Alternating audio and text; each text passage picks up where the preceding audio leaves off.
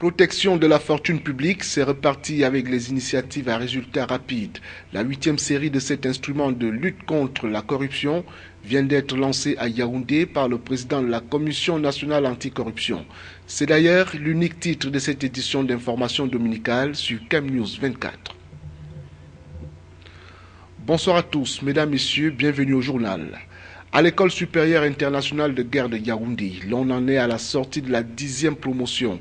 Des officiers de plusieurs nationalités ont reçu cette semaine leur parchemin de fin de formation au cours de la cérémonie co-présidée par le ministre Edgar Alain Bengor de la Défense, l'ambassadrice de France au Cameroun, Mme Christine Robichon, et le recteur de l'université de Yaoundé 2. C'est en présence de nombreuses personnalités militaires, diplomatiques et civiles du Cameroun, ainsi que ceux venus des 10 pays de la CEAC, la communauté économique des États de l'Afrique centrale. Jean-Pierre Bitongo, Marcel Vondor et Michel Ateba pour le récit. Jour de fête pour les stagiaires de la 10e promotion de l'ESIG. L'École supérieure internationale de guerre de Yaoundé ce 16 juillet pour le cycle 2014-2015. Ils étaient 45 officiers stagiaires au total, parmi lesquels 15 Camerounais, un Américain, un Français, les autres venant de 18 pays africains. Ils sont tous détenteurs du brevet d'études militaires supérieures de 2e degré. Pendant l'année scolaire, les 45 officiers stagiaires issus de 21 pays ont été encadrés et ont-ils reconnus par une dynamique équipe d'enseignants civils et militaires camerounais et français. Le programme de formation à la planification des opérations des services de la paix aura été exécuté à l'intérieur et à l'extérieur de l'école, au Cameroun et à l'étranger. La session ayant donné d'excellents résultats, le ministre Edgar Alain Bengor de la Défense ne pouvait que féliciter les élus du jour. Je tiens une fois de plus à les féliciter tous. Ils ont fait preuve de beaucoup d'abnégation et certainement d'un grand mérite. La preuve, c'est qu'ils ont tous obtenu le diplôme de sortie de l'école. Maintenant, ce que leurs gouvernements respectifs attendent d'eux, c'est que, une fois qu'ils seront rentrés dans leurs pays respectifs, qu'ils mettent à contribution, qu'ils mettent à profit les connaissances qu'ils ont pu acquérir.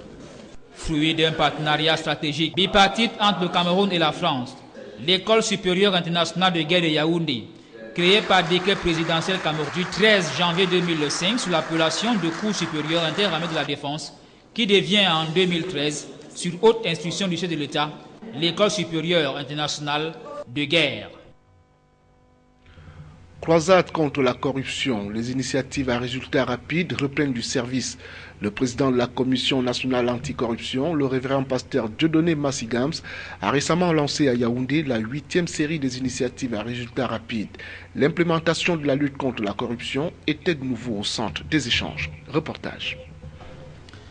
10 départements ministériels et 10 entreprises publiques et parapubliques étaient invités à présenter chacun sa stratégie de lutte contre la corruption. Des stratégies déroulées devant le président de la CONAC, Dieudonné Massigams, au sein de la 8e série des initiatives à résultats rapides. Il s'agit désormais des rencontres de routine et de tradition au cours desquelles les membres du gouvernement ou leurs représentants et leurs directeurs généraux des sociétés relevant du portefeuille de l'État exposent devant la CONAC les différentes mesures prises par chacun pour tordre le cou à la corruption. Des exposés qui ont valeur d'engagement pour traduire dans les faits les changements attendus après 100 jours d'implémentation de la lutte contre la corruption dans les services publics. Après le passage d'une 50aine d'administrations pour les mêmes raisons devant la Commission nationale anticorruption, la 8e série des initiatives à résultats rapides a connu la participation des ministères de la promotion de la femme et de la famille, de l'élevage, des pêches et industries animales, de la forêt et de la faune, des travaux publics, des enseignements secondaires et éducation de base, pour ne citer que cela. Concernant les entreprises publiques et parapubliques, le FECOM, l'ARMP, l'ARMP, la Camwater, l'ARCEL, la Sonara, la SCDP, Hydroméquine et bien d'autres sont passés devant la Commission pour présenter leur stratégie de combat contre la corruption qui apparaît désormais comme l'ennemi commun. À l'extrême nord, la deuxième vague des dons alimentaires du chef de l'État vient d'être remise aux bénéficiaires. La cérémonie a été présidée par le gouverneur en sa qualité de président du comité régional de gestion des crises alimentaires dans la région. Le compte rendu du Célestin Stabouli.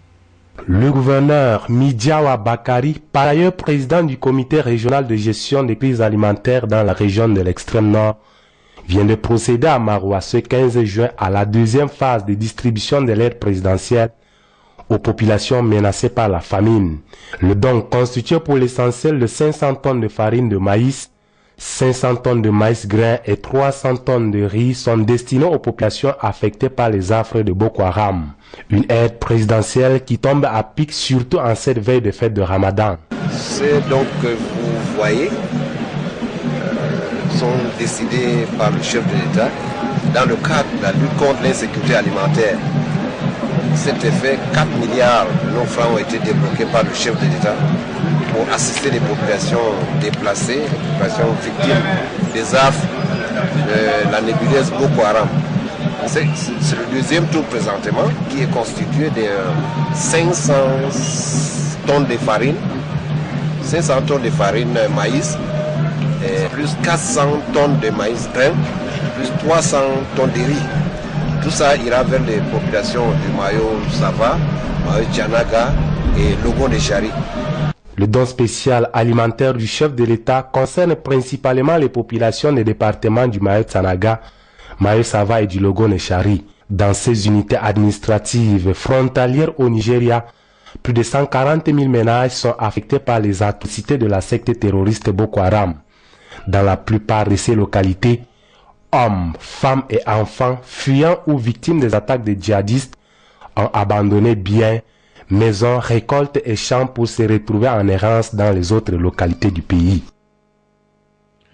Dans la suite du journal, le délégué régional de l'éducation de base de l'Est vient de présider à Bertois le comité conjoint de l'enseignement privé. Les enseignants des lycées et collèges et ceux du primaire se sont concertés pour l'occasion afin de trouver des solutions aux problèmes qui gangrènent la fluidité de l'enseignement privé dans cette partie du pays. Les détails avec Ernest Ateba.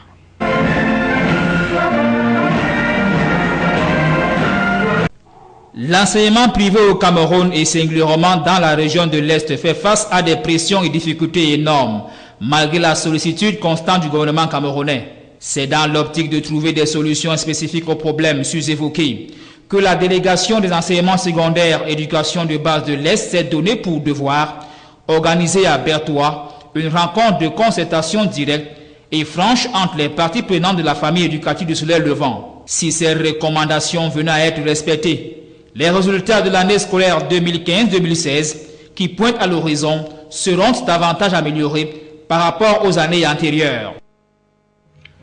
Municipalité à présent, un centre de jeunesse et de la femme verra bientôt le jour dans l'arrondissement de Douala 2e. L'annonce filtre des travaux de la session extraordinaire du conseil municipal de la commune du dit arrondissement.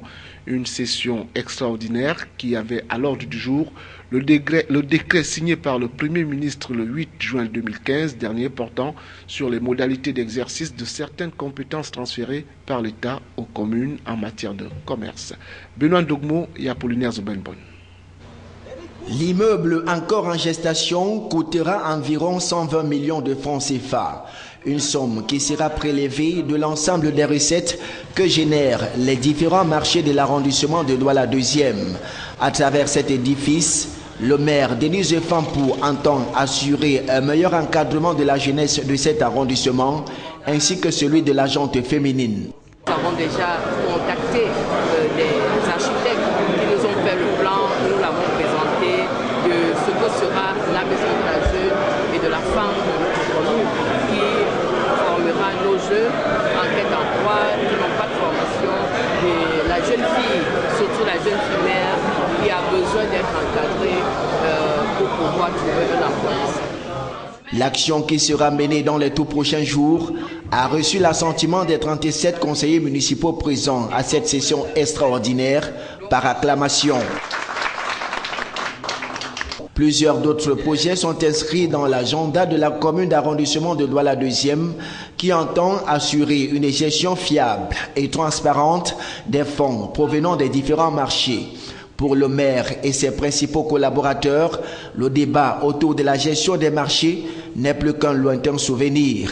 Le décret signé le 8 juin 2015 et dernier par le Premier ministre chef du gouvernement met fin à toutes les supputations. L'ensemble des conseillers, pour une fois, tout bord confondu, a reconnu justement le travail abattu par le président de la République, son Excellence Robia, pour le bien-être des circulations, notamment avec la communication de ce décret par le Premier ministre, qui voudrait bien que tous les équipements marchands situés sur les territoires de nos communes soient gérés par les communes.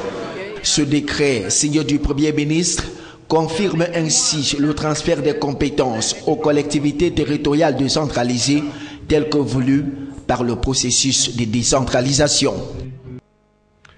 Et c'est la fin de cette édition de l'information. Mesdames, Messieurs, merci de nous avoir suivis. Bonne fin de week-end à tous et bon début de semaine à tous. Au revoir.